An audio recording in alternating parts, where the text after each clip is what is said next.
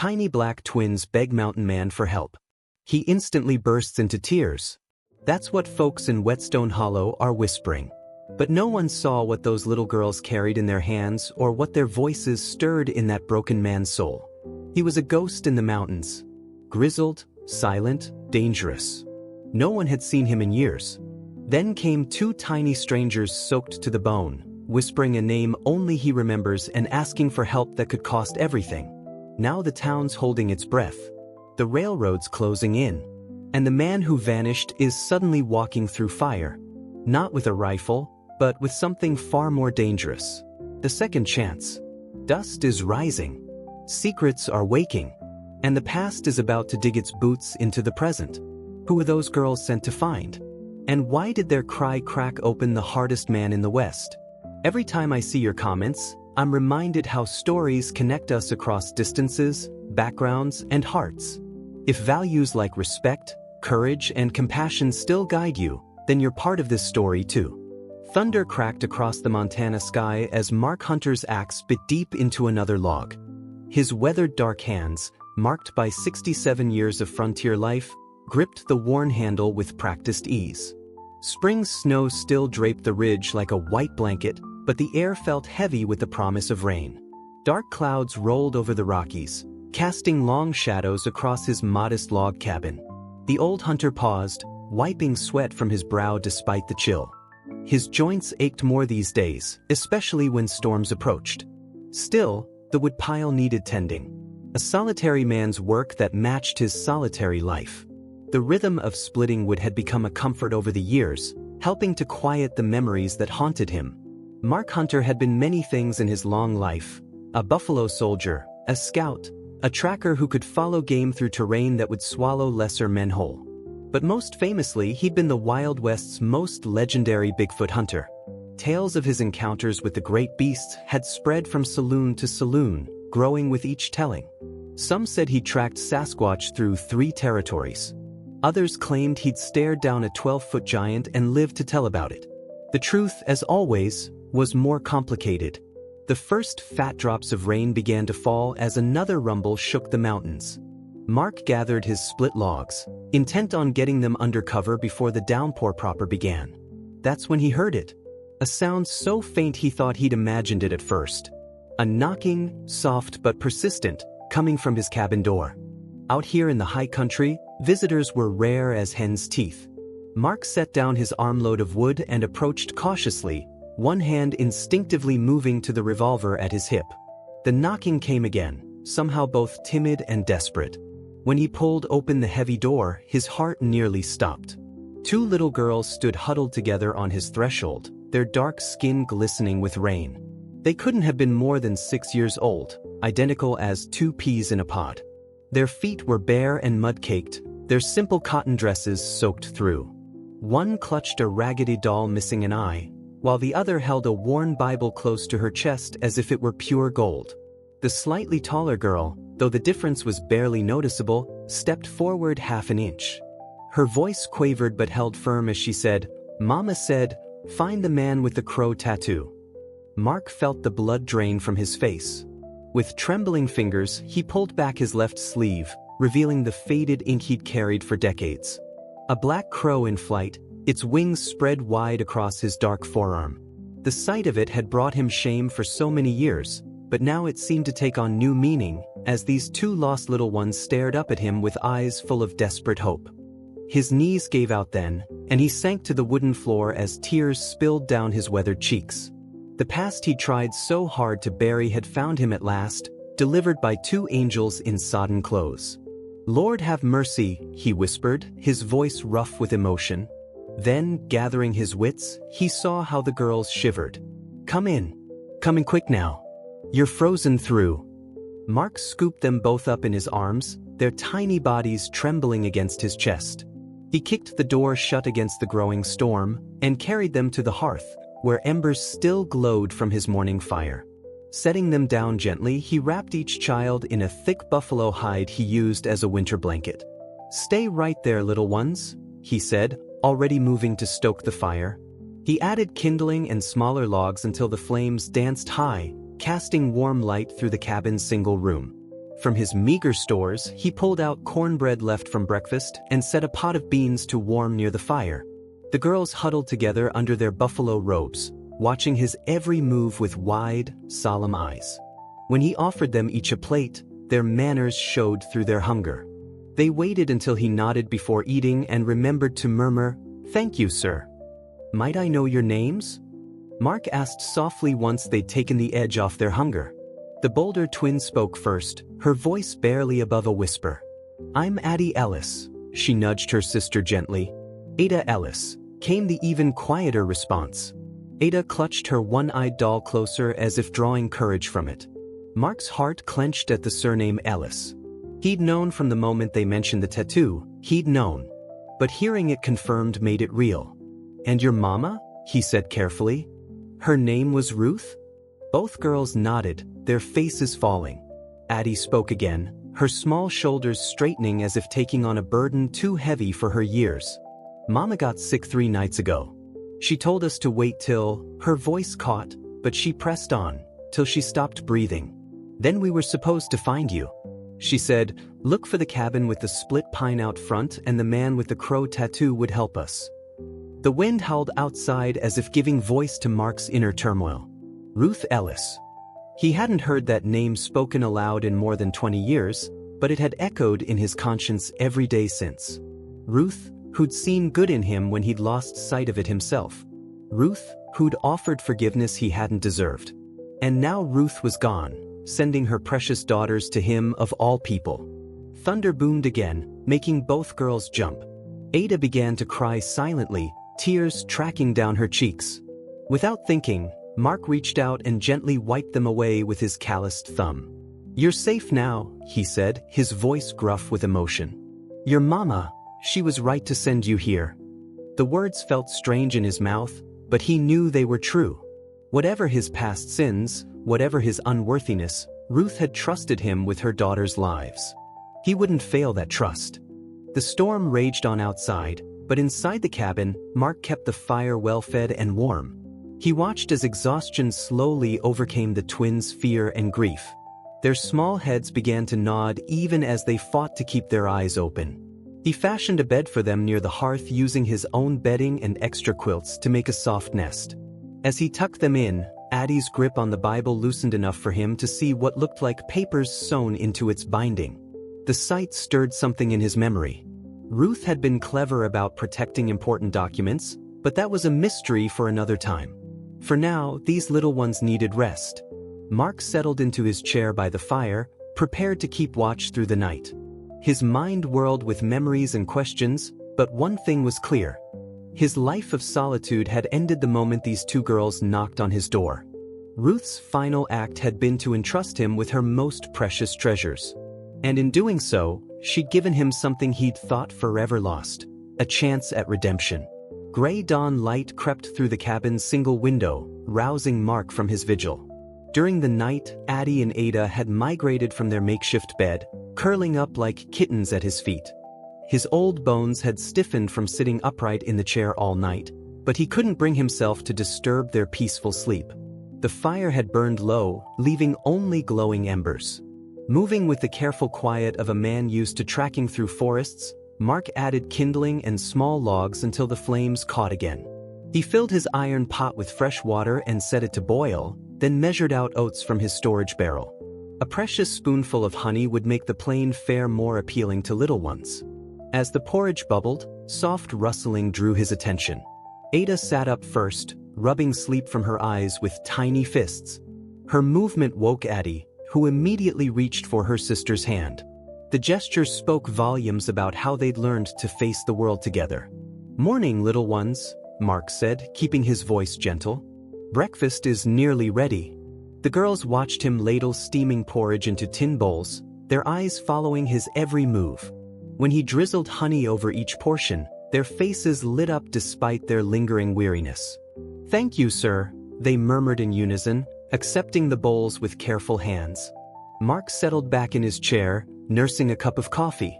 As the children ate, he wrestled with the questions that had kept him awake all night. Finally, he asked, "Can you tell me how you found your way here?"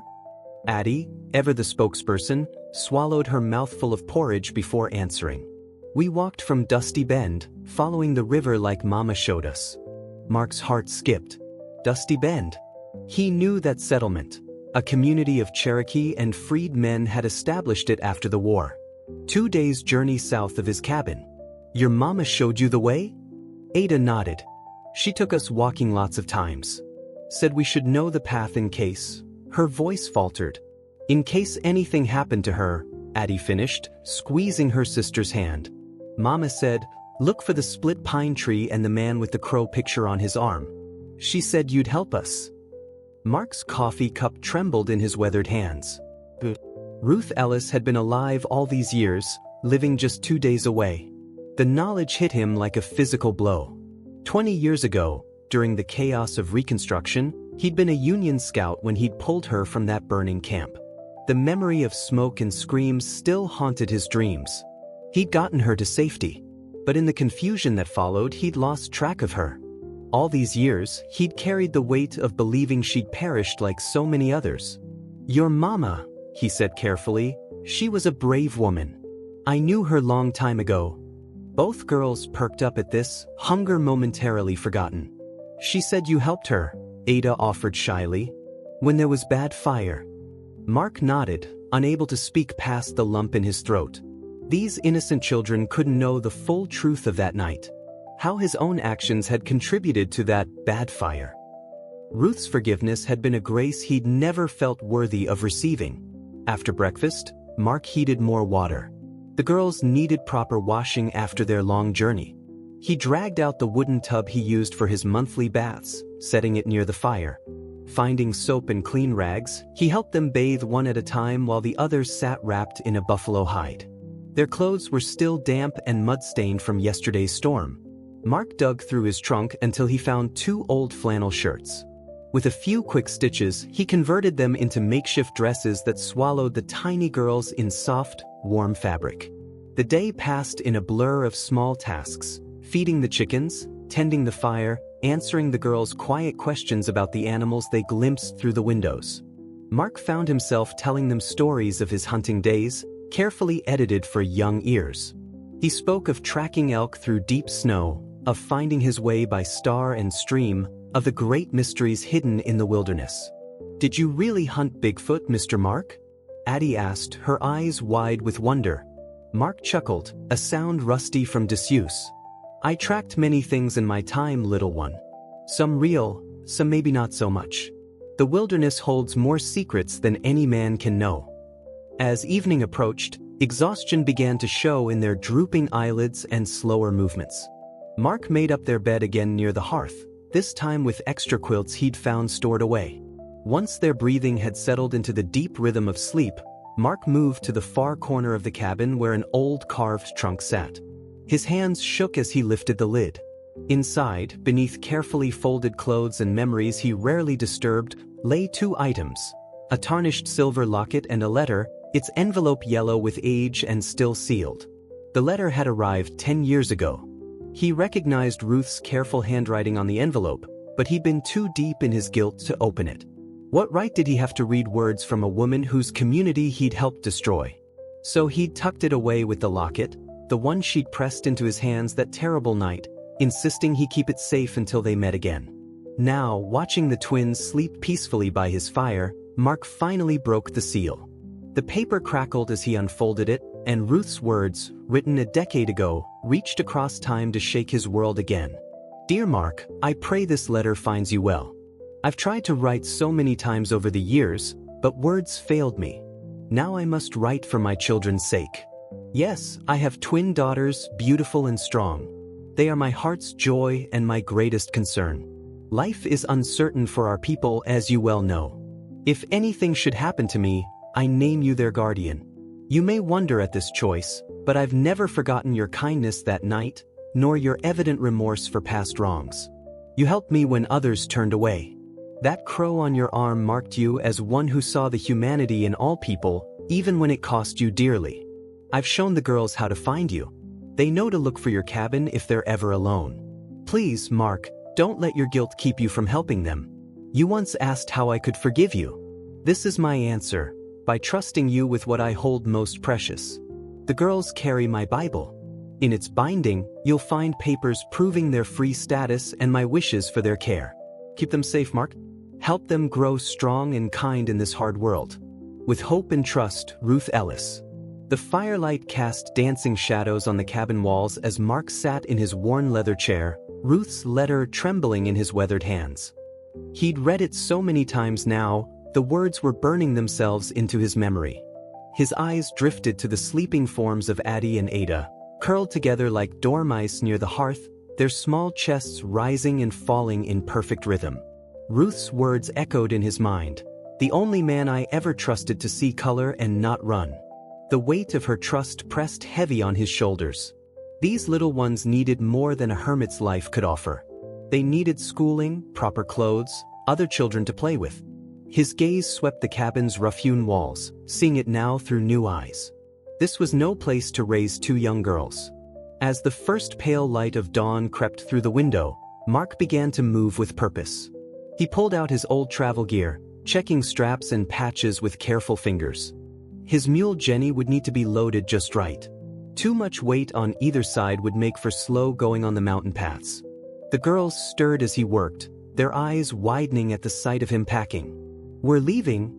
Ada's voice quavered, her hand instinctively finding her sister's. "Yes, little one," Mark answered gently.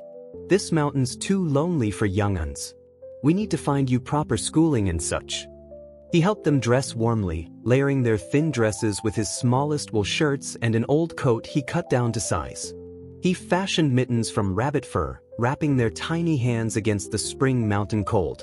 Their feet he wrapped in strips of soft leather before pulling on their mud-caked boots.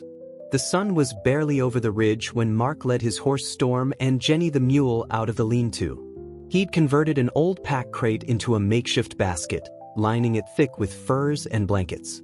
After securing it carefully to Jenny's broad back, he lifted the girls in, tucking the blankets around them. "It ain't exactly a fancy carriage," he said, checking the straps one final time, "but it'll keep you warm and safe on the trail." The descent from the ridge was slow-going. Mark led Storm and Jenny with careful steps, choosing each path with deliberation. The girls stayed quiet in their basket, though he caught them pointing at birds and whispering to each other when sunlight broke through the clouds. By midday, they reached a creek, its surface still touched with patches of ice. Mark decided it was time to rest and eat. He helped the girls from their basket, watching as they stretched their legs with careful steps. "Let's get a proper fire going," he said, setting about gathering dry wood. "Reckon you both could use something hot in your bellies." While the girls stayed close to the fire, Mark checked his snares. Fortune smiled on them. A plump rabbit had been caught in one of the traps. He cleaned it well away from the girls' sight, then returned to prepare a proper stew with dried vegetables from his supplies. As the stew bubbled and the day warmed, something remarkable happened. Addie pointed at a chipmunk scampering across a nearby log and Ada giggled. A bright, clear sound that seemed to startle them both. Soon they were both laughing, sharing some private joke as sisters do. The sound wrapped around Mark's heart like a warm blanket. He stirred the stew, pretending not to notice as they grew bolder in their play, chasing each other in small circles near the fire. "Is you our grandpa now?" Addie asked suddenly, stopping her play to look at him with serious eyes. Mark stirred the stew slowly, choosing his words with care. "No," he said softly, meeting her gaze. "I'm just someone your mama believed in." That night, they made camp under the stars, wrapped warm in blankets beneath a canvas tent. The girls fell asleep quickly, but Mark stayed awake long into the night, watching the fire and thinking about Ruth's trust in him. The next morning brought fresh snow, thick enough to delay their travel. Mark used the time to tell the girls stories about their mother's bravery, careful to leave out the darker parts. They spent another night camped under canvas, the girls now comfortable enough to ask questions about the sounds they heard in the darkness. "That's just a whippoorwill," Mark would explain. Or, "That's an owl hunting his supper." Each answer seemed to ease their fears a little more. On the third day, they finally reached the edge of Wetstone Hollow. Mark reined in Storm at the top of the last ridge, his heart pounding at the sight of smoke rising from chimneys in the valley below. 14 years had passed since he'd walked those streets. 14 years since he'd chosen the solitude of his mountain over the judgments and memories that lived in town. The girls sat up in their basket, eyes wide at the sight of actual houses and streets laid out below them. "Is that where we're going?" Ada asked, her voice barely a whisper. Mark nodded, his throat tight. For these little ones, he would break his exile. For Ruth's daughters, he would face whatever whispers and sideways glances awaited him in Wetstone Hollow. The time for hiding in the mountains was over. "Yes," he said finally, gathering his courage. "That's where we're going." He clicked his tongue, urging Storm forward down the path that would lead them into town, into a future he'd never imagined for himself. The afternoon sun cast long shadows across Whetstone Hollow's main street as Mark guided Storm and Jenny down the dusty road. Folks stopped in their tracks, conversations dying mid-sentence.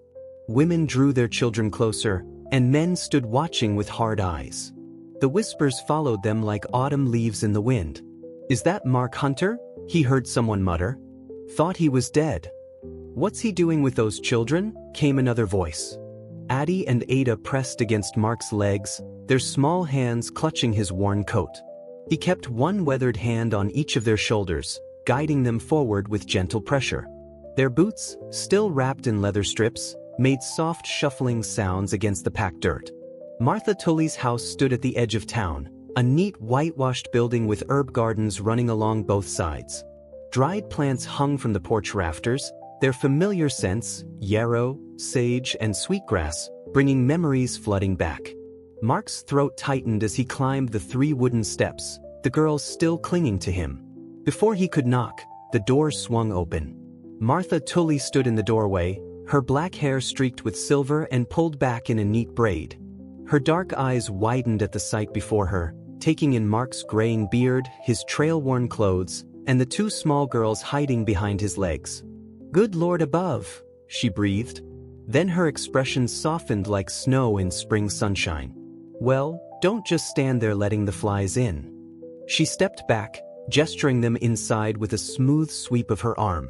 "Come in. Come in." The interior smelled of cornbread and dried herbs. Martha's home was just as Mark remembered, neat as a pin with smooth wooden floors and walls lined with shelves of medical supplies and books. A kettle sang softly on the wood stove. "Sit," Martha commanded, pulling out chairs at her kitchen table. "You all look half-starved." She moved with quick efficiency, setting out plates of cornbread, beans, and fresh apple preserves. The girls watched her every movement, their eyes growing wide at the sight of real china plates. "It's all right," Mark murmured to them. "Miss Martha's a friend." He helped them into chairs, their feet dangling well above the floor. Martha poured cups of sweet milk for the girls and strong coffee for herself and Mark. As the children ate, Mark told the story, finding them at his cabin door, Ruth's letter, their journey down the mountain. His voice grew rough when he spoke Ruth's name. "Ruth Ellis," Martha said softly, shaking her head. "I remember her well. Strong hands, gentle touch. She helped me deliver half the babies in this region, Black and Cherokee both." She studied the girls' faces. "I see her in them plain as day." Addie and Ada had finished their food and were fighting to keep their eyes open. Martha showed them to a small bedroom off the kitchen, tucking them into a real bed with a patchwork quilt. They fell asleep almost instantly. Back in the kitchen, Martha's expression turned serious. "Ruth claimed land outside town, 20 acres near Sweetwater Creek. Had all the proper papers through the Freedmen's Bureau and Cherokee Nation both." She poured more coffee. "I keep birth records and land deeds for folks hereabouts. Give me a day or 2 to look through my files. Those girls might have more than just memories to their name." The sun was setting when another knock came at the door. Reverend Josiah Bell stood on the porch, his silver hair catching the last rays of daylight. His dark face was lined with years, but his back was straight as a pine tree. He removed his black hat as Martha opened the door. "Heard the girls made it to town," he said quietly. His eyes found Mark across the room, and something old and painful passed between them. Martha ushered him inside. "They're sleeping now, but you can look in on them if you'd like." The Reverend moved to the bedroom door with careful steps. He stood there a long moment, one hand pressed against the doorframe. "They have Ruth's eyes," he murmured, his voice trembling slightly. After Martha bid them good night and retired to her room, Mark and Josiah sat across from each other at the kitchen table. The lamp between them cast dancing shadows on the walls. Neither man spoke for a long while. 14 years, Josiah finally said, his deep voice barely above a whisper. 14 years since that night at the camp. Mark's shoulders sagged. "Not a day goes by I don't think about it. You were a Union scout, sworn to protect." The words carried old pain, old anger. "I was wrong," Mark said simply. "Following orders or no, I was wrong. Those families trusted us, and we betrayed that trust." He looked up, meeting Josiah's gaze. "I've carried that shame every day since." Josiah's hands clasped together on the table. "I lost friends in that fire. Good people who'd made it all the way from Georgia on my underground line, only to—" He stopped, drawing a deep breath. "I know," Mark said softly. "I know." The clock on Martha's wall ticked steadily as the two men sat in silence. Finally, Josiah spoke again. "Ruth forgave you. Must have, to trust you with her girls." He shook his head slowly. "Maybe it's time I did too." From the bedroom came a small whimper. Both men turned toward the sound. Addie stood in the doorway, her doll clutched tight against her chest. "Bad dream?" Mark asked gently. She nodded, lower lip trembling. Josiah rose smoothly from his chair. "Would you like to hear a story about your mama?" he asked, his voice warm and kind. "About how she used to sing so sweet it would make the birds stop to listen?" Addie nodded again, more eagerly this time. "Well then," Josiah said, leading her back to the bedroom. "Let me tell you about that voice of hers."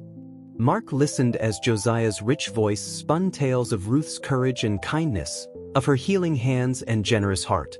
Soon both girls were awake, drinking in stories of their mother. Their giggles drifted out to the kitchen where Mark sat, his coffee gone cold and forgotten. The night grew deeper, and the girls fell back asleep to the sound of Josiah humming an old spiritual. He returned to the kitchen, settling back into his chair. "Those children need more than just stories," he said. "They need a home, schooling, a future." "I aim to see they get it," Mark replied. "Whatever it takes." Josiah nodded slowly. "Then you'll have my help and the church's. Martha's too, I reckon, though she was already on your side the moment you showed up at her door." He paused at the front door, looking back at Mark. "We can't change what happened back then.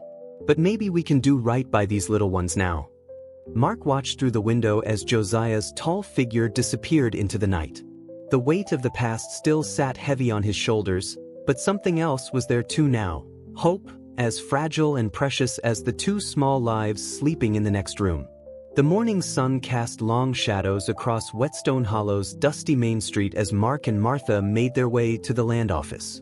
The small wooden building sat between the general store and the telegraph office, its windows grimy with prairie dust. Inside, the air was thick with the musty smell of old papers. A thin clerk in a striped shirt looked up from his ledger, adjusting his wire-rimmed spectacles. His eyes darted between Mark's weathered face and Martha's determined expression. "We're here about Ruth Ellis's land claim," Martha said, her voice clear and firm. 20 acres on Sweetwater Creek." The clerk's fingers drummed nervously on his desk. "Ah, yes, the Ellis parcel." He shuffled through some papers, not quite meeting their eyes. "I'm afraid that land was sold several months ago." "Sold?" Mark's voice was quiet, but sharp. "To whom?"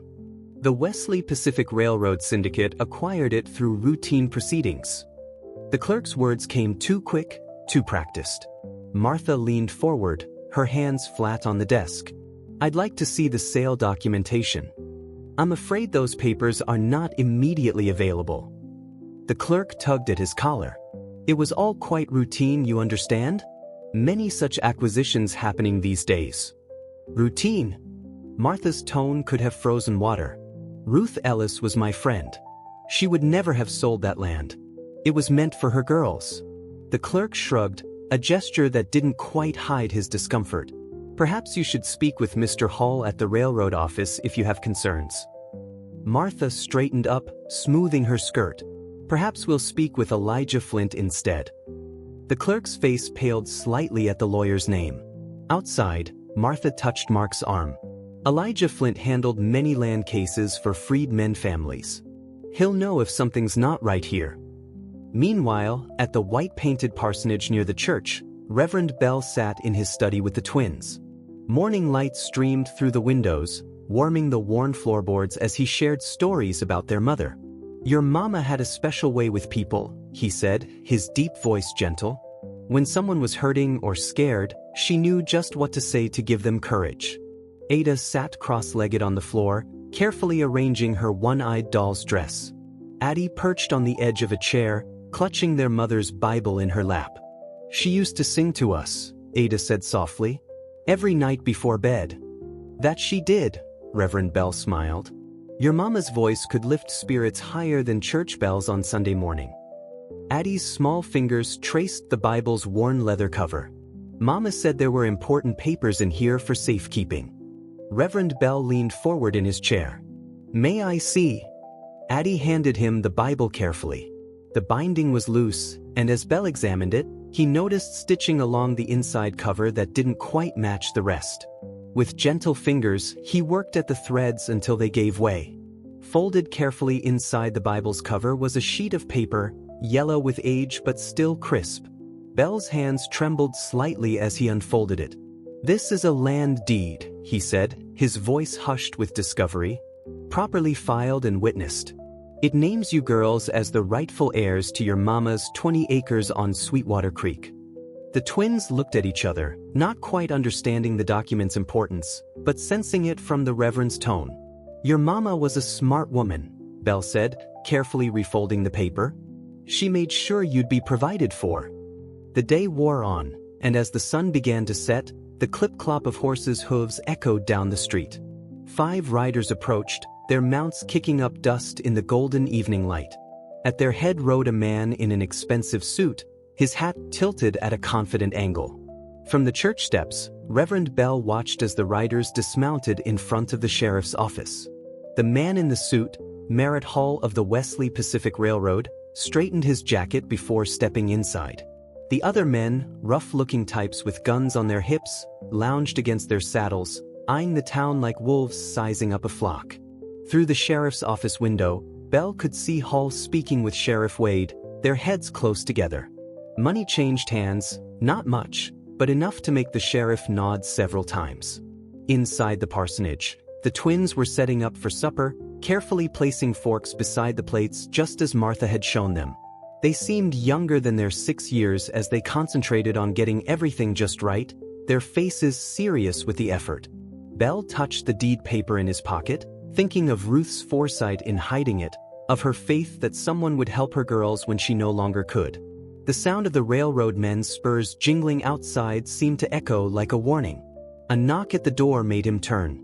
Martha stood there, Mark just behind her, their faces grim with news from the land office. "Come in," Bell said, ushering them inside. "I believe we have something that might interest you." He drew the deed from his pocket. The girl's mama left them more than just memories. Martha's eyes lit up as she examined the document. "This is it, official stamp and all. The land is legally theirs." Mark watched through the window as Merritt Hall emerged from the sheriff's office, adjusting his silk tie with manicured hands. "Looks like we're not the only ones interested in that land." "Then we'd best make sure everything's properly filed," Martha said firmly. "First thing tomorrow, we're paying a visit to Elijah Flint." From the kitchen came the sound of the twins laughing as they set the table. The innocent sound was a sharp contrast to the schemes being hatched in the growing dusk outside. The deed paper crackled softly as Martha folded it carefully, her movements precise and determined. They had proof now, proof of Ruth's claim and her daughter's inheritance. The question was, would it be enough? The evening sun painted the church steeple gold as shadows lengthened across the town. In the parsonage kitchen, the twins called everyone to supper, their voices bright with the simple joy of having a task to do, a place to belong. The adults exchanged glances, silently agreeing to keep their concerns from the children for now. There would be time enough for worry tomorrow.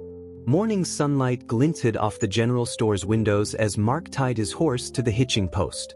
The wooden sidewalk creaked under his boots as he reached for the door handle. "Mr. Hunter." The voice was smooth as creek ice. "A moment of your time." Mark turned to face Merritt Hall. The railroad man stood there in his fine suit, a gold watch chain gleaming across his vest. Two of his men lounged against the wall behind him, trying to look casual with their hands near their gun belts. "I believe we can help each other," Hall said, pulling an envelope from his jacket. "There's $500 here. More than fair compensation for taking on 2 orphans." Mark's face hardened. "The girls aren't for sale." "Come now." Hall's smile didn't reach his eyes. "We both know those children need more than a mountain hermit can provide. Think of their future. Proper schooling, fine dresses, the kind of life their mother would have wanted." "Their mother wanted them to have their land," Mark said quietly. "Their heritage." Hall's expression cooled. "That land was legally acquired by the Wesley Pacific Railroad. We have plans. Progress that can't be delayed by sentimental attachments." "Seems to me," Mark said, "if everything was legal, you wouldn't be offering bribes." The railroad man stepped closer, lowering his voice. "Consider carefully, Mr. Hunter. The frontier can be dangerous. Accidents happen. It would be a shame if anything befell those precious girls while in your care." Mark's hands clenched, but he kept them at his sides. That sounded like a threat. "Just friendly advice." Hall adjusted his tie. "You have until tomorrow to reconsider. After that, well," he shrugged. "Things might get complicated." Inside the store, Martha watched through the window, her fingers tight around a bolt of calico. When Hall and his men finally rode off, she hurried outside. "You all right?" she asked, touching Mark's arm. He nodded, still staring after the riders. "We need that town meeting today." By late afternoon, Reverend Bell's church was packed. Farmers, shopkeepers, and ranchers filled the pews. Martha sat with the twins near the front while Mark stood at the pulpit, his weathered hands gripping the wooden edges. "Folks," Bell began, "we're here because 2 of God's children need our help. Their mother, Ruth Ellis, was known to many of you. She delivered some of your babies, tended your sick. Now her daughters need our protection." Mark cleared his throat. The sound of his voice, unused to public speaking after so many years alone, caught roughly at first. 20 years ago, I did something unforgivable. I stood by while good people lost everything. I've carried that shame ever since." His words grew stronger. "But those girls found me. Their mama trusted me to make it right. I failed before. I won't again." A murmur ran through the congregation. Old Timothy Wheeler, who'd lost a leg in the war, spoke up. "Them railroad men been pushing folks around too long. Count me in." "And me," said Sarah Cooper from the Mercantile. "Those girls need proper clothes. I'll see to it." One by one, townspeople stood, offering what they could: feed for horses, extra blankets, time standing watch. At the back of the church, a tall black man in a cavalry jacket rose. "Sergeant Clive Matz, retired Buffalo soldier," he announced. "I'll take first watch tonight."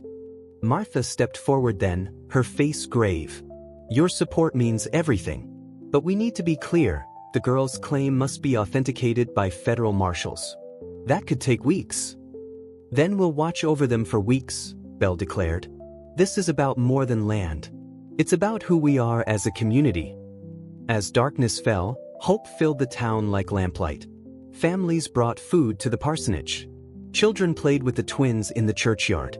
Even the sheriff looked uncomfortable when he rode past, avoiding everyone's eyes. Sergeant Matz took up his post near the parsonage, rifle across his knees. Inside, Bell settled the girls into the spare room, their one-eyed doll propped against the pillow. "Sleep tight, little ones," he said, lighting a small lamp. "God's watching over you." "And Mr. Mark too?" Addie asked sleepily. "Yes, child. Mr. Mark too." The night was quiet at first. Too quiet, Martha would later say. The moon rose full and bright over the church steeple. Matz paced his watch, boots soft in the dirt. In his room above the store, Mark finally dozed in his chair, Ruth's letter clutched in his hand. The shattering of glass jolted everyone awake. Bell reached the girl's room first, Martha right behind him. The window gaped open, curtains billowing in the night wind. The bed was empty, covers thrown back. On the pillow lay a single sheet of paper, weighted down by a railroad spike. Martha's hands shook as she read the words, "This is railroad land now." Outside, Mats was already mounting up, his dark face tight with anger. "Tracks in the dirt," he called. 4, maybe 5 riders headed east. Mark appeared, rifle in hand, his horse saddled. His eyes met Bell's across the yard. The preacher nodded once, understanding passing between them. "They won't hurt the girls," Martha said firmly. "They're too valuable as leverage." She gathered her skirts, practical as always. "I'll send word to the marshal in Helena and to the Cherokee Nation Council." Bell clasped Mark's shoulder. "Bring them home, brother. We'll be praying." The night wind carried the sound of hoofbeats as Mark and Mats rode out, following tracks illuminated by moonlight. Behind them, lamplight blazed in every window of Wetstone Hollow, the town standing vigil for 2 little girls who'd brought them together. In the parsonage, Martha and Bell gathered the twins' few possessions, the one-eyed doll, their mother's Bible, the precious deed. Bell's hands lingered on the small shoes by the bed. "Lord," he whispered, "watch over them all." The empty room seemed to echo with the absence of children's laughter, while outside, a coyote's lonely howl rose to meet the stars. Dawn had not yet touched the Montana sky when Mark burst from the parsonage, his hands trembling as he checked his rifle and mounted his horse. Fear and rage warred in his chest, making it hard to breathe. The girl's empty bed haunted him, their small shoes still lined up neat and proper, just as Ruth would have taught them. "Hold steady," Martha called from the porch, her voice carrying through the pre-dawn darkness. Inside, Reverend Bell paced the floorboards, his usual calm demeanor shattered. Martha went to him, placing firm hands on his shoulders. "Josiah," she said quietly, using his first name. "We need your strength now. Those girls need your prayers and your wisdom." The Reverend's shoulders straightened under her touch. "You're right, sister. You're right." He took a deep breath.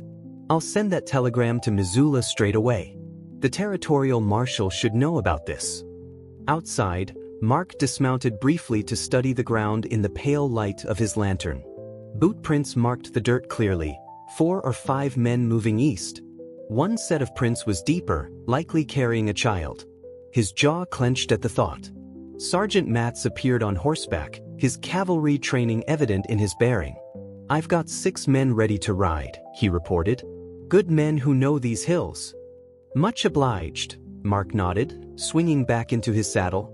"But I need to track alone first. Too many horses will muddy the trail." Martha emerged from her house carrying a leather medical bag. "Take this," she insisted, handing it up to him. "In case the girls are hurt. There's bandages, witch hazel, and my Cherokee remedies." The bag felt heavy with more than just supplies. It carried Martha's trust, her expertise, her connection to Ruth. Mark secured it carefully to his saddle. "I've got more volunteers gathering at the church," Mats added. "We'll organize search parties, coordinate with the sheriff if he'll help." "Sheriff won't help," Martha said sharply. "Saw him talking with Hall yesterday. He's bought and paid for." Mark urged his horse forward, then paused. "If I'm not back by sundown, follow the eastern trail toward Serpent Canyon. That's old surveyor country." The sky was just beginning to pale when Mark picked up the trail proper. He'd learned tracking from a Comanche scout during the war, how to read bent grass, displaced pebbles, the stories written in dust and dew. The kidnappers had tried to hide their path, but they'd been in a hurry. Around mid-morning, he found the first real sign, a tiny leather glove caught on a sagebrush branch. His heart clenched as he recognized it. Addie's, the Boulder twin. She dropped it deliberately, he realized. Smart girl. Ruth had raised them well. The trail led toward rougher country where the foothills rose toward Serpent Canyon. Mark knew the place. Railroad surveyors had used it as a base camp for years, plotting their iron path through tribal lands. As he approached, he left his horse hidden in a grove of aspens and continued on foot. The canyon opened before him, its red walls rising like ancient guardians. Through his field glasses, he spotted movement. 3 men on guard, rifles ready. 2 more tended a fire. And there, in a makeshift lean-to, sat Addie and Ada. They were tied but sitting upright, sharing a blanket. His chest tightened seeing them huddled together, but they appeared unharmed. Merritt Hall paced nearby, his fine suit incongruous against the rugged landscape. He was agitated, gesturing as he spoke to his men. Mark was too far to hear the words, but the meaning was clear. Things weren't going according to plan. The sun crossed the sky as Mark watched, noting guard changes, counting weapons, memorizing the layout. When dusk finally painted the canyon walls purple, he began his careful retreat. The girls were safe for now. Hall needed them as leverage. But they wouldn't stay safe if he bungled the rescue. The moon was rising full and bright as he rode back into Wetstone Hollow. Lights blazed in every window, the town still very much awake. A small crowd gathered as he dismounted in front of the church. "Did you find them?"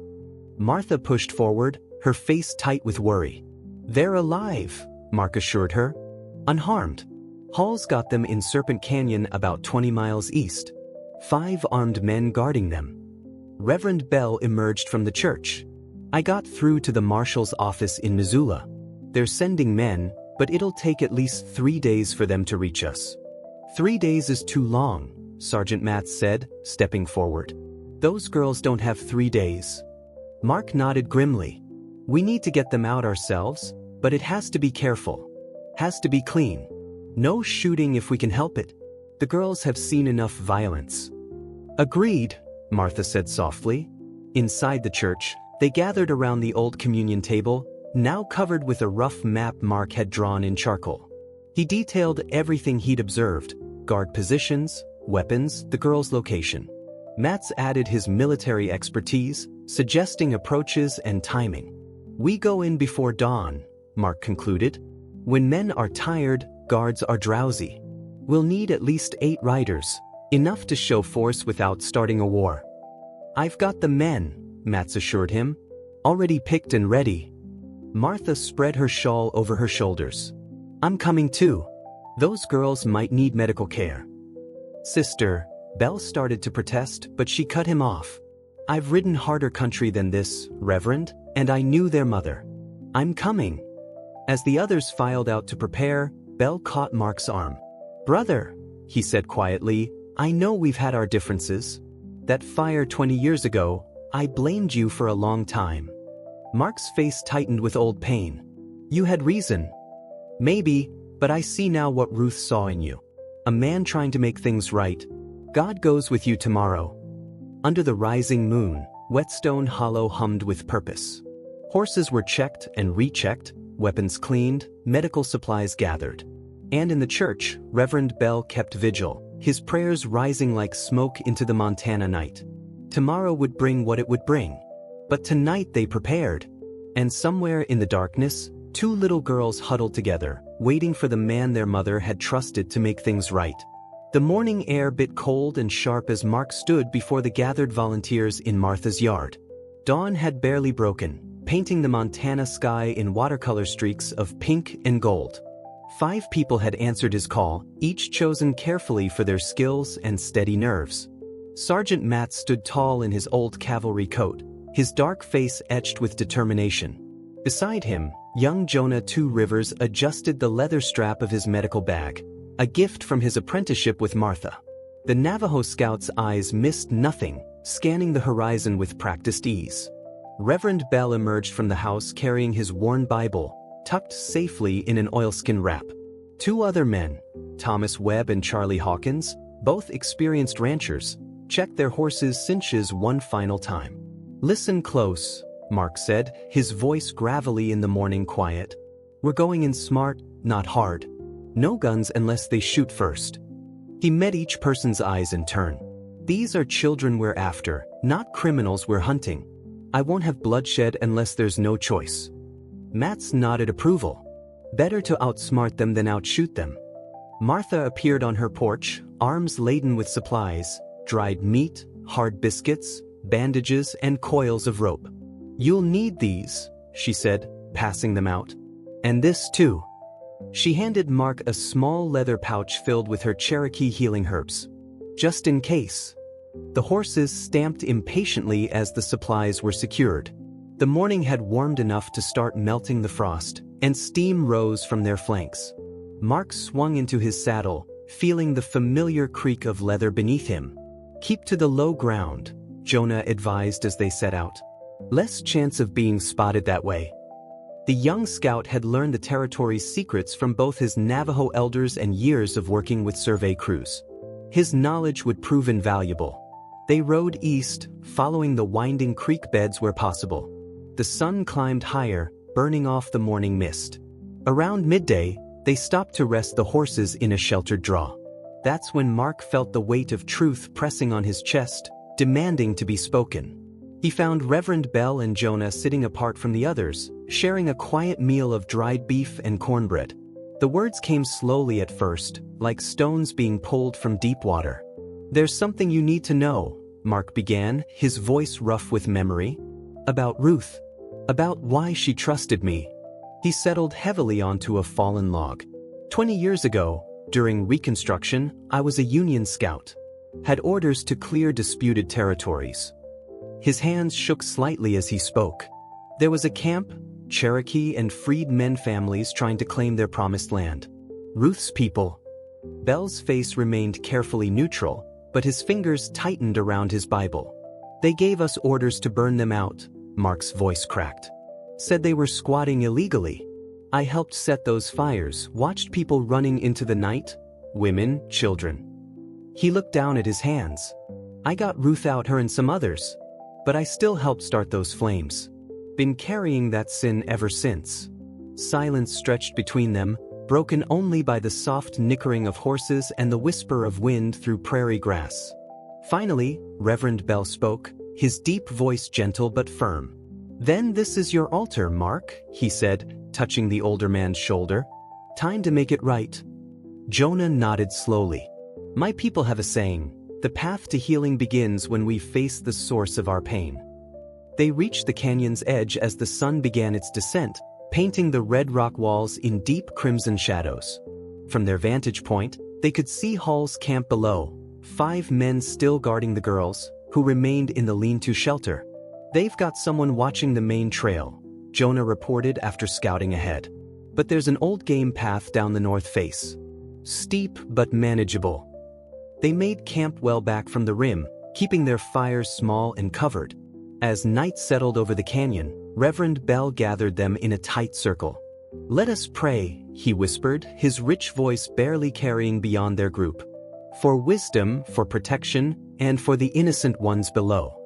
Heads bowed as Bell's prayer rose like smoke into the darkening sky. Even the horses seemed to sense the solemnity of the moment, standing quiet and still. When the prayer ended, Mark felt a peculiar peace settle over him, not the absence of fear, but the strength to face it. They took turns keeping watch through the night. Mark found himself unable to sleep, watching the stars wheel overhead and thinking of Ruth's letter, still carried close to his heart. She had seen something in him worth trusting, even after everything. He prayed he could prove worthy of that trust. As the night deepened, an owl called from somewhere in the darkness, 3 times, then silence. Jonah lifted his head. "That's no owl," he whispered. "Someone else is out there." Mats moved silently to the edge of their camp, peering into the darkness. After a long moment, he relaxed. "It's Martha," he reported. "Must have followed our trail." The Cherokee healer emerged from the shadows like a spirit, leading her horse. "Couldn't let you men have all the excitement," she said softly. "Besides, those girls might need a woman's touch when this is over." No one argued with her presence. They all knew Martha's strength, her healing skills, her connection to Ruth's memory. She settled among them as if she'd been there all along. The hours crept by with agonizing slowness. Shortly before dawn, when the sky was still velvet black and the stars blazed overhead, Mark gathered them one final time. "We go in quiet," he instructed. "Jonah and I will lead down the game trail. Mats, you and your men circle around to the south.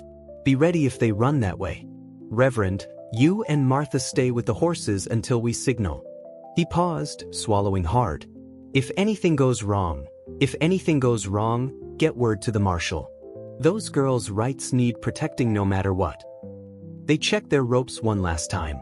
Weapons were secured but left holstered, a last resort, not a first choice.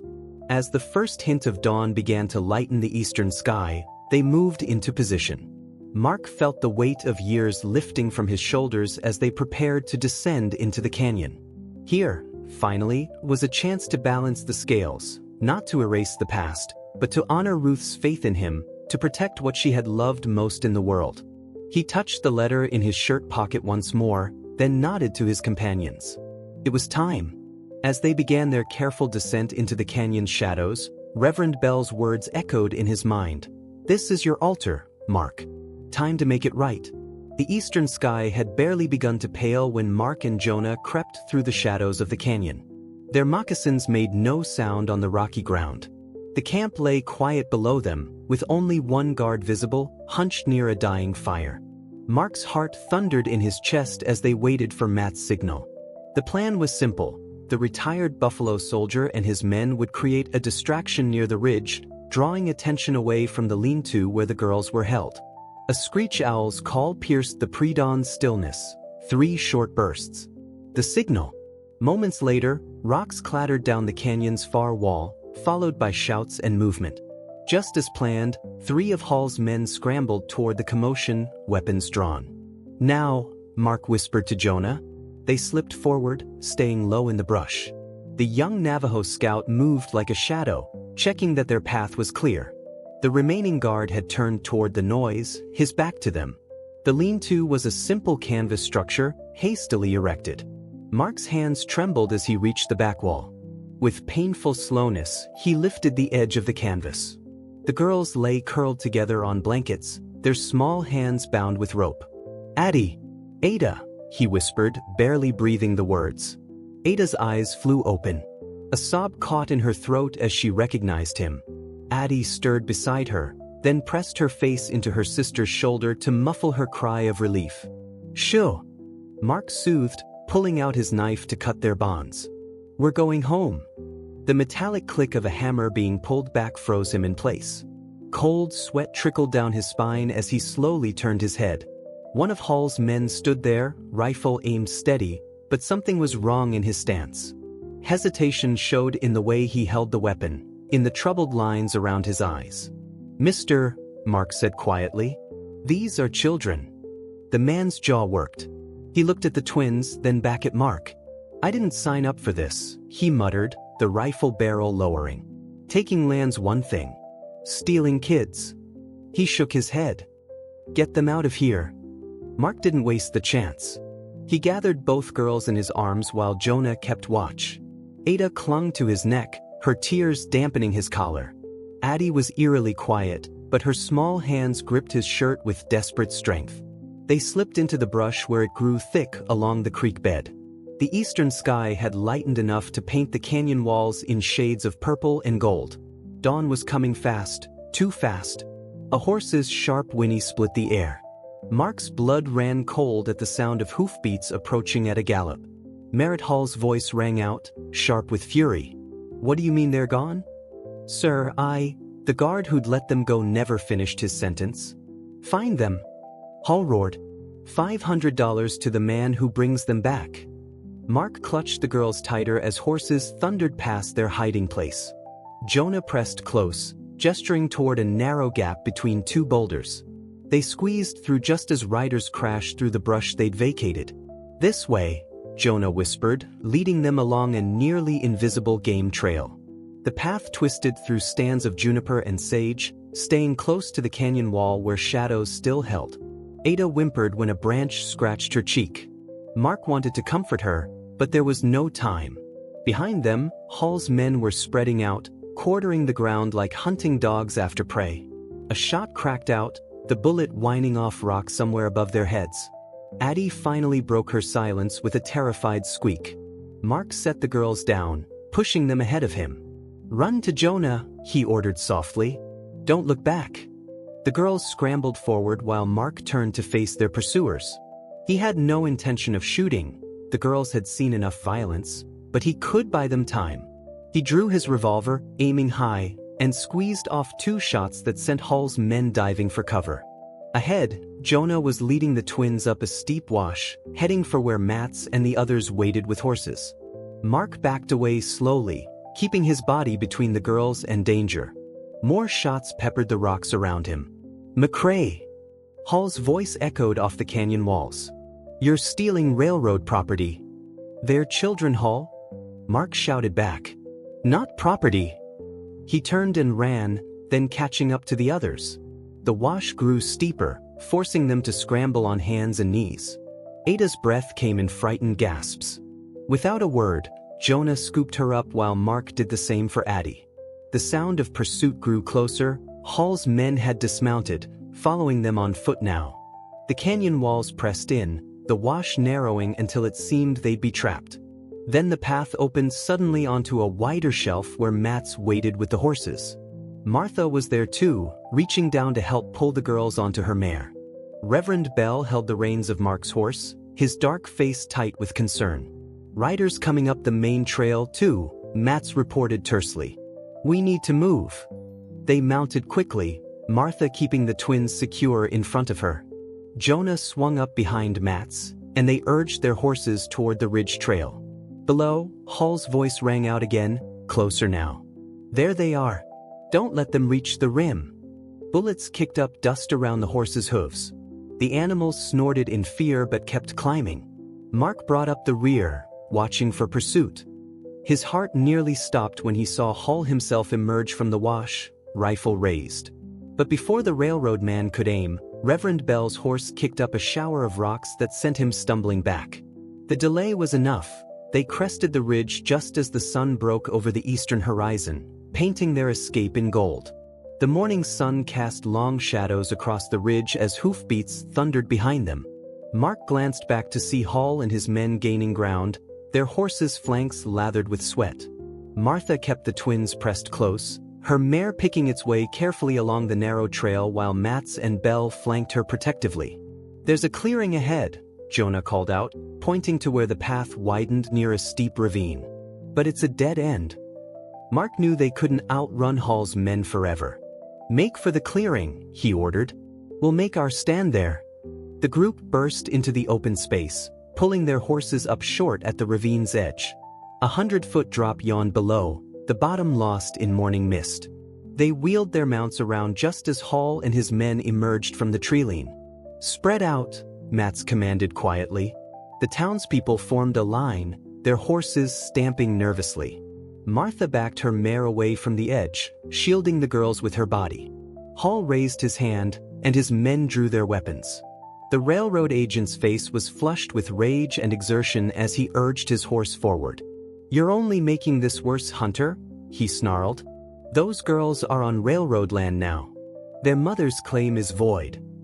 Mark dismounted slowly, deliberately. His boots crunched on gravel as he walked forward, arms spread wide. He positioned himself between Hall's men and the twins, who watched with wide, frightened eyes. "They're children, Hall," Mark said, his voice carrying across the clearing. "Flesh and blood, not property to be claimed." "The law says different," Hall sneered, pulling a folded paper from his coat. "I have the deed right here." The tension crackled like lightning before a storm. Behind Mark, he heard the soft clicks of hammers being drawn back. His own hand stayed empty, spread wide in the morning light. "Last chance, Hunter," Hall warned. "Step aside or—" "United States Marshal." A commanding voice rang out. "Everyone hold your positions." All heads turned as 2 riders emerged from the trees. The marshal's badge gleamed on the first man's chest as he guided his horse into the clearing, his deputy close behind. Both held rifles at the ready. "I received a telegram about kidnapped children and land fraud," the marshal announced, his stern gaze sweeping the scene. "Looks like we arrived just in time." Hall's face drained of color. "Marshal Davis, I can explain. These men are interfering with railroad business." "Save it, Hall." The marshal spurred his horse forward. "That deed in your hand, show it to me." Reluctantly, Hall passed over the document. Marshal Davis examined it closely, then handed it to his deputy. "Just as I suspected." This is the same paper style we found in that forgery ring in Missoula last month. He fixed Hall with a hard stare. The territorial governor's office is mighty interested in railroad agents using fake deeds to steal freedmen's land. These accusations are, Hall began, but the marshal cut him off. Everyone, lower your weapons now. His tone left no room for argument. Slowly, guns were holstered on both sides. Deputy, collect their firearms. As the deputy moved among Hall's men, Marshal Davis turned to Mark. I assume you have proof of the children's claim? Reverend Bell urged his horse forward, pulling out the Bible with Ruth's original deed. Right here, Marshal. Properly filed and witnessed. The marshal reviewed the document and nodded. This appears genuine.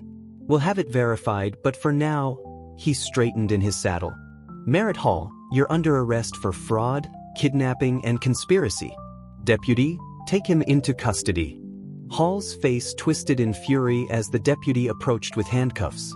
His men, seeing their leader's fate, began to drift away, none wanting to share his charges. The twins clung to Martha as she brought her horse forward. Ada buried her face in the older woman's shawl, but Addie watched with solemn eyes as Hall was led away in chains.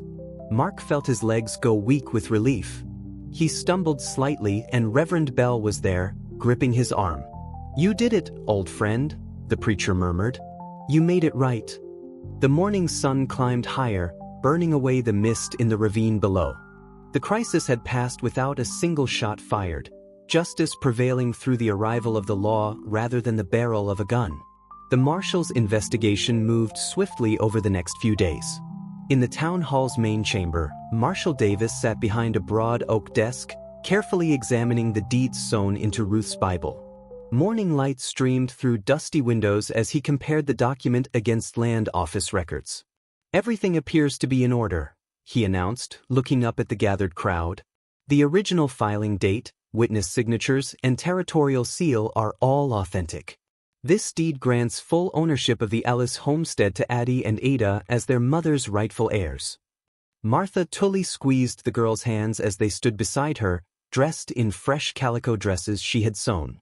Addie stood straight and proud while Ada leaned shyly against Martha's skirts. The town council convened that afternoon in the same chamber.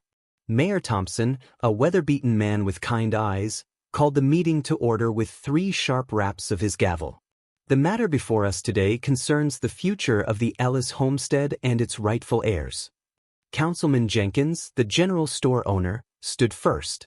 I move that we establish the land as community property held in trust for the girls until they come of age.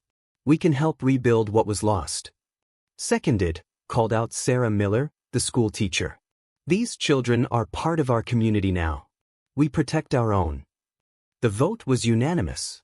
Even old Mr. Peterson, known for his frugal ways, raised his hand in support. After the council meeting, Martha and Reverend Bell huddled at a corner table in the church hall, drafting plans for the girls' future. Martha's quill scratched across paper as she calculated figures. We'll need school books, winter clothes, and proper beds, she murmured, and funds set aside for their education later on. Reverend Bell nodded, adding his own notes. I'll speak to the congregation about establishing an education fund. These girls have bright minds. They should have every opportunity to use them. As evening approached, Marshal Davis called Mark into his temporary office.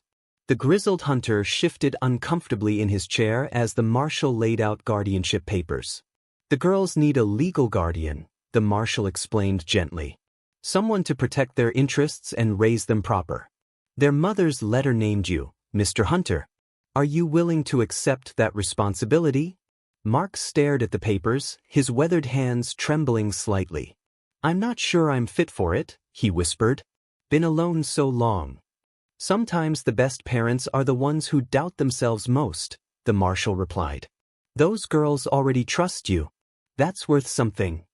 Mark picked up the pen, his eyes misting as he signed his name. I'll do right by them, he promised. For Ruth's sake. For their sake. That evening, the church hall glowed with lamplight as the town gathered to celebrate. Ladies from the quilting circle had decorated the walls with fresh pine boughs and paper chains. The long tables groaned with covered dishes, Martha's cornbread, Mrs. Miller's apple pies, and enough fried chicken to feed twice their number. Addie and Ada sat beside Mark at the head table, their eyes wide at the festivity. Reverend Bell stood to offer grace, his deep voice carrying to every corner. "Lord, we thank you for bringing these precious children to our care," he prayed. "Guide us as we help them grow. Make us worthy of the trust placed in us." Martha announced the education fund to enthusiastic applause. Already several families had pledged support. Even the telegraph operator offered free lessons in his spare time. As twilight deepened outside, Mark watched the twins playing with other children near the punch bowl. Ada had emerged from her shell enough to join a game of cat's cradle, while Addie taught the others a clapping game Ruth had shown them. Reverend Bell settled into the chair beside him. "You've done a mighty thing, Mark," he said quietly. "Taking these girls in, helping us all remember what community means." Mark nodded, his throat tight with emotion. Around him, the hall hummed with conversation and laughter, the sounds of a town united in purpose. He realized that in saving the girls, he had found his own way home. Spring melted into early summer across Wetstone Hollow. Wildflowers dotted the meadows with splashes of purple and gold, and warm breezes carried the scent of pine from the ridgeline. In a modest cabin just outside town, new life was taking root. Mark stood before a clouded mirror, dragging a straight razor carefully across his graying beard. Soap foam collected in the wash basin as years of wilderness fell away, revealing a face he had almost forgotten.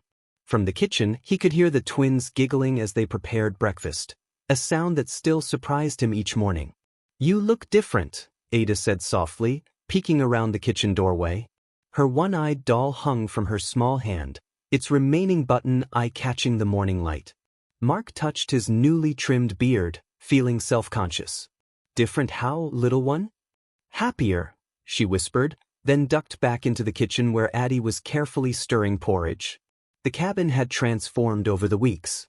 Where once only the bare necessities of a hermit's life had filled the space, now children's drawings decorated the walls. Small dresses hung on pegs beside Mark's hunting clothes. The twins had claimed the loft as their sleeping space, reached by a sturdy ladder Mark had built with his own hands. "Breakfast," Addie called, her voice carrying the authority of someone who took her responsibilities seriously. She ladled porridge into 3 bowls, adding a precious drizzle of honey to each. Mark settled at the table between them, marveling at how natural it felt. These morning meals had become sacred rituals, quiet conversations about dreams, plans for the day, and stories about their mama that kept Ruth's memory alive. "Miss Martha said we could help in her garden today," Ada offered shyly. "If it's all right with you, Mr. Mark." "Course it is," Mark replied, watching as she carefully cut her biscuit into small, manageable pieces. Learning to tend growing things is important knowledge. After breakfast, they walked the dusty road into town together. The twins had grown comfortable with the routine, Mark carrying his tool satchel as he worked odd jobs around Wetstone Hollow, while the girls spent their days with Martha, learning letters and numbers along with herb lore. The townspeople had embraced the little family. Mrs. Cooper at the mercantile always had peppermint sticks waiting. Old Timothy Wheeler, despite his wooden leg, had whittled them a set of corn husk dolls. Even Sheriff Wade, shamed by his association with Hall's schemes, made a point of tipping his hat when they passed. As they approached Martha's house, Reverend Bell emerged from the church across the street. His face lit up at the sight of them. "Perfect timing," he called out. "I just received some wonderful news." He crossed over, pulling an official-looking envelope from his coat.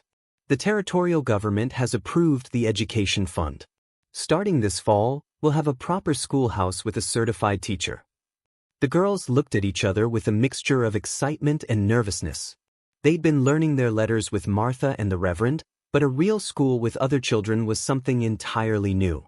"Miss Sarah Miller from Helena has agreed to be our teacher," Bell continued. "She has experience with children from all backgrounds. I think you girls will like her very much." That afternoon, as Mark worked on repairs to the church's front steps, he could see the twins in Martha's garden. They moved carefully among the plants, Ada's quiet concentration balanced by Addie's eager questions. Martha's patient answers drifted on the warm air. Those children are flourishing, a voice said behind him.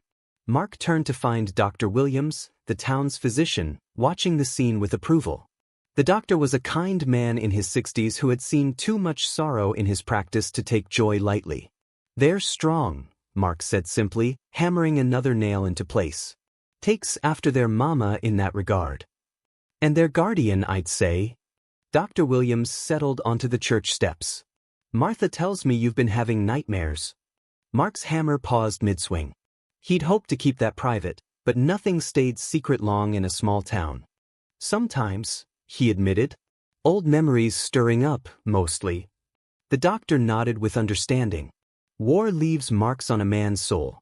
But I've noticed something interesting.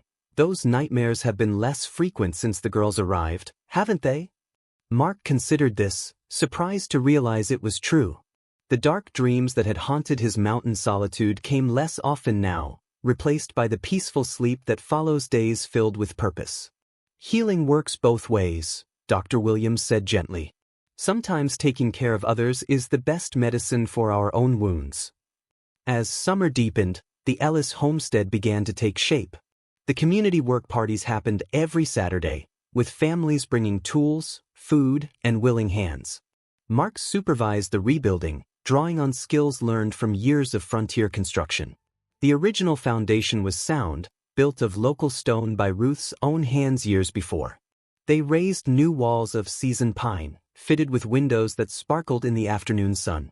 The roof went on straight and tight, with a stone chimney that would draw properly come winter.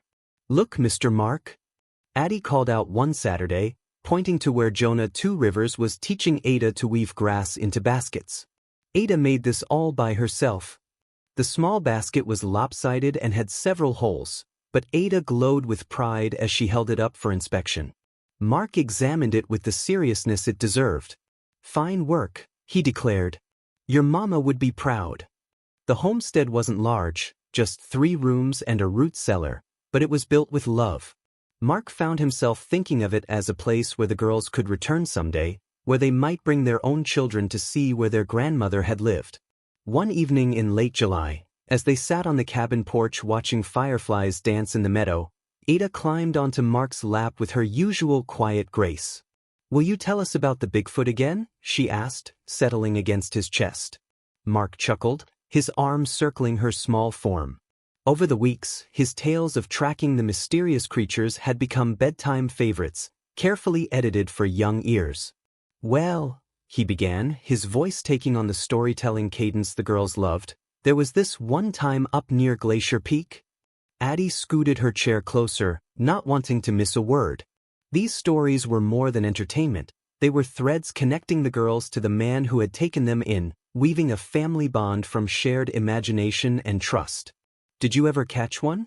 Addie interrupted, as she always did at this point in the tale. "Catch one?" Mark pretended to look scandalized. "Little one, you don't catch something like that. At best, you earn its respect and hope it lets you glimpse its secrets." As he spun the familiar tale, Mark's eyes drifted to the mountains rising beyond the town. Somewhere up there, his old cabin sat empty, slowly returning to the wilderness. He felt no longing for that solitary life. These 2 small souls had filled spaces in his heart he hadn't even known were empty. August brought the annual Founders' Day celebration to Wetstone Hollow. The entire town turned out for the festivities, foot races, pie contests, and a dance that lasted well past sunset. Mark had been reluctant to attend, still uncomfortable with large gatherings, but the girls' excitement won out. They spent the morning at the various booths and games. Ada won a blue ribbon for her pressed flower display, guided by Martha's expert knowledge of local plants. Addie shocked everyone by outrunning boys twice her age in the children's race, her face fierce with determination. As evening fell and the fiddle music began, Mark found himself swept into the celebration despite his reservations.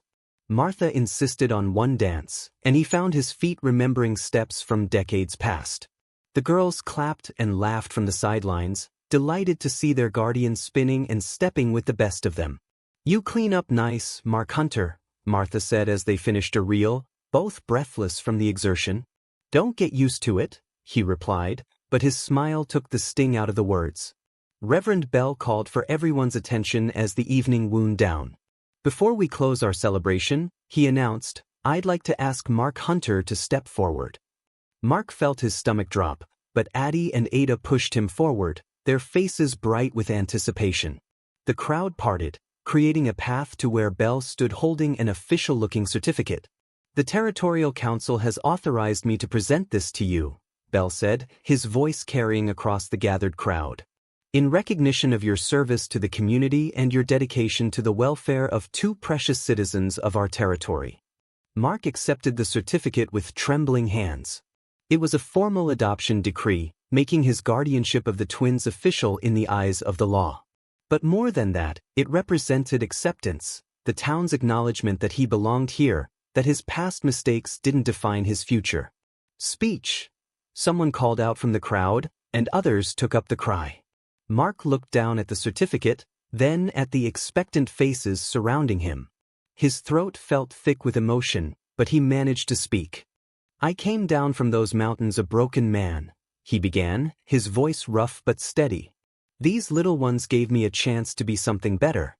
They didn't just need a guardian, they gave me a purpose I'd lost long ago." He paused, looking directly at Addie and Ada. "Their mama saw something in me I couldn't see myself.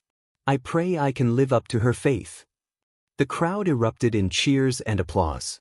Mark felt hands clapping his shoulders, voices offering congratulations and support. But his attention was on the twins, who had pushed through the crowd to reach him. "Does this mean we're really your girls now?" Addie asked, her usual boldness wavering with hope. Mark knelt down to their level, pulling them both into his arms. "You were always my girls," he said softly. "This just makes it official for the law." September brought the opening of the new schoolhouse, a neat white building with glass windows and desks built by the town's carpenter. Miss Sarah Miller proved to be everything Reverend Bell had promised: patient, kind, and skilled at drawing out even the shyest students. The twins adapted to school life with typical differences in their personalities. Addie threw herself into every lesson, eager to learn reading and arithmetic. Ada preferred the quieter pursuits, drawing, nature study, and helping Miss Miller organize the classroom library. Mark found himself part of the school community too, volunteering to split firewood and make repairs. He even agreed to give occasional talks about wilderness survival, sharing knowledge gained from decades in the mountains. "The children hang on your every word," Miss Miller told him after one such presentation.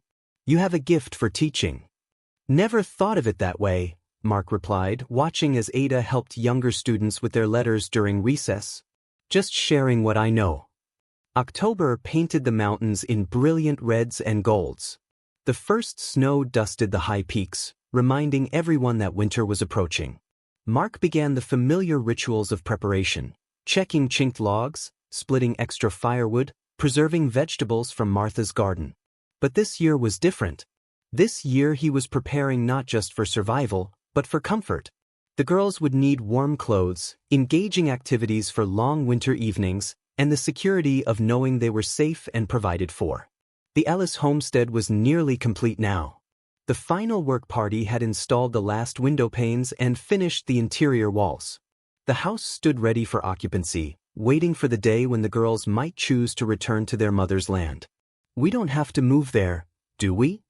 Ada asked one evening as they passed the homestead on their way home from town. Her voice carried just a hint of worry. Mark stopped, studying her concerned face. "Not unless you want to," he assured her. "This is about having choices, little one. The land is yours whenever you're ready for it." "I like our cabin," she said simply. "I like waking up and knowing you're there." Addie nodded agreement. "Maybe someday when we're grown up. But not now." Mark's heart swelled with tenderness for these two small souls who had chosen him as surely as he had chosen them. The homestead would wait. Land was patient that way. November brought the first real snow, blanketing Wetstone Hollow in pristine white.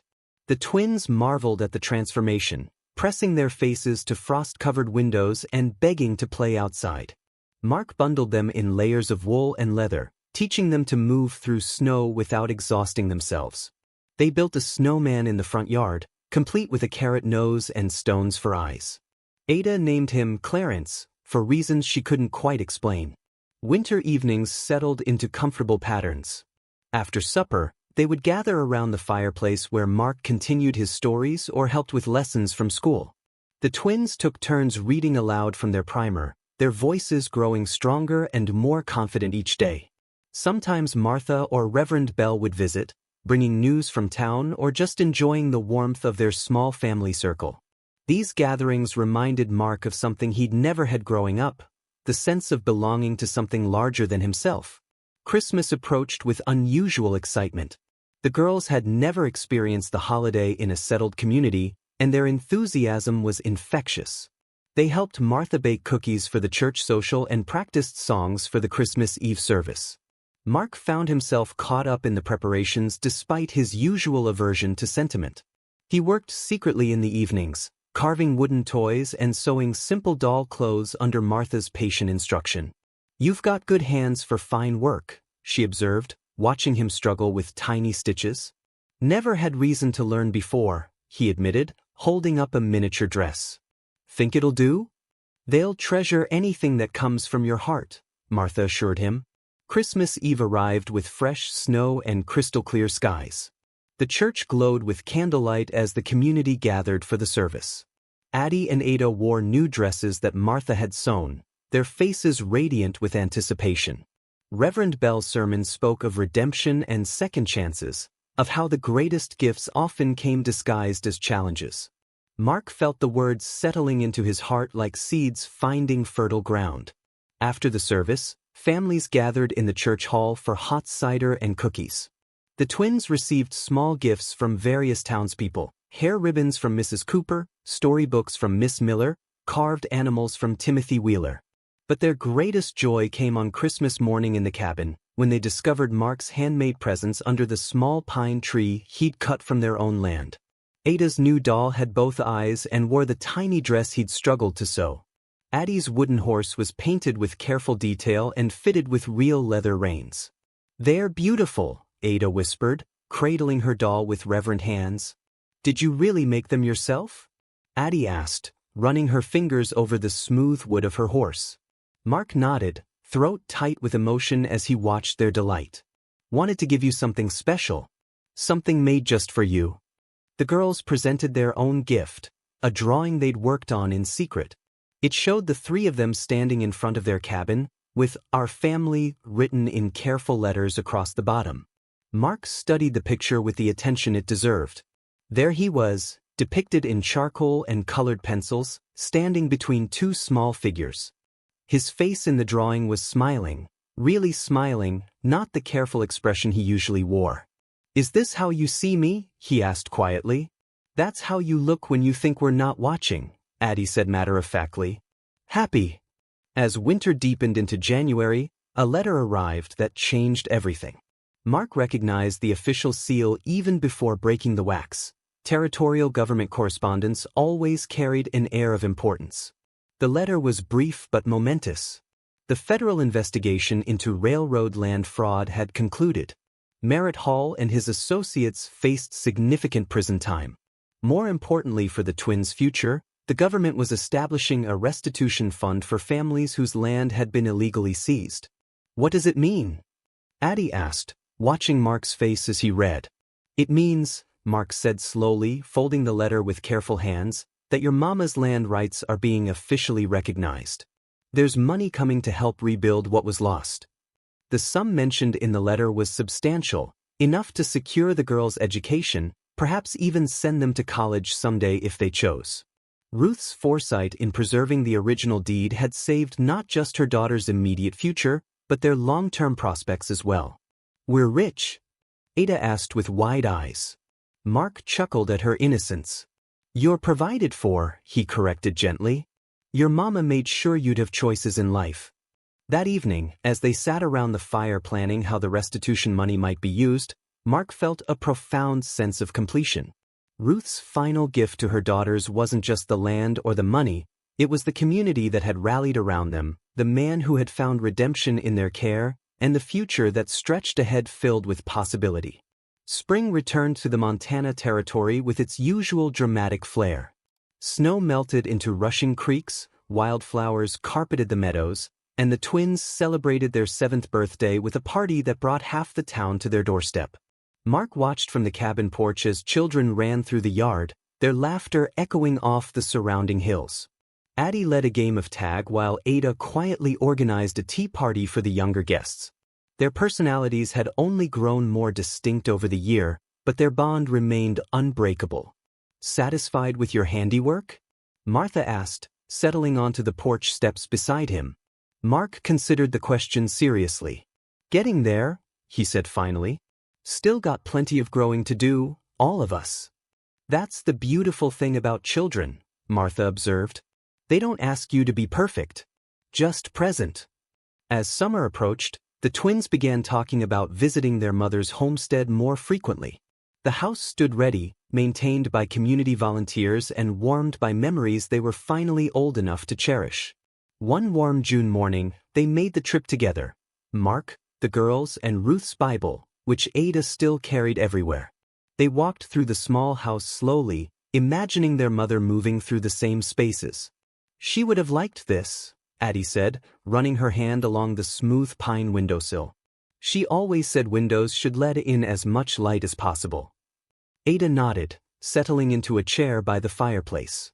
"Maybe we could come here sometimes. For special days." "Whatever you want," Mark assured them. "This is your place. Always will be." As they sat in the quiet house, surrounded by the echoes of Ruth's presence, Mark felt the final pieces of his redemption settling into place. He had kept his promise to a dying woman. He had raised her daughters to be strong, kind, and confident. Most importantly, he had learned that healing came not from forgetting the past, but from allowing love to transform it. The sun was setting as they prepared to return to their cabin. At the door, Ada paused and looked back into the house. "Thank you, Mama," she whispered into the gathering shadows, "for sending us to Mr. Mark." Addie joined her sister, adding her own quiet words. "We're happy. We're safe. We're home."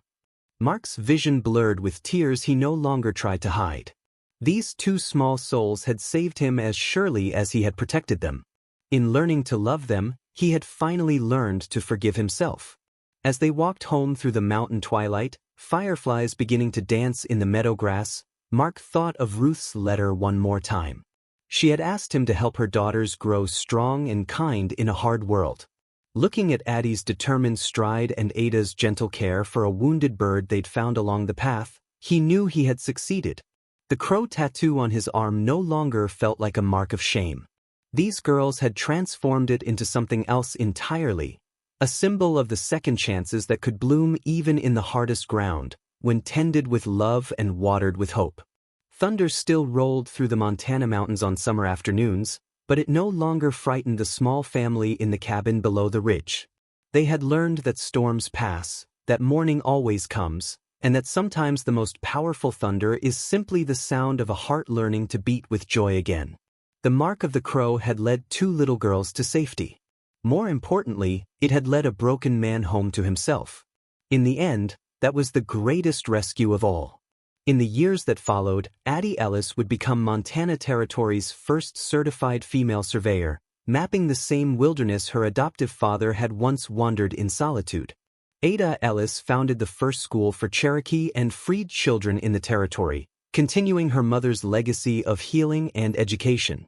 Mark Hunter lived to be 89, surrounded by the children and grandchildren who called him Papa with voices full of love. His mountain cabin became a place of pilgrimage for those seeking to understand how redemption could bloom in the unlikeliest soil. And on quiet evenings, when thunder rolled through the peaks, neighbors still spoke of the day two small girls changed everything, not just for one lonely man, but for an entire community that learned the true meaning of family.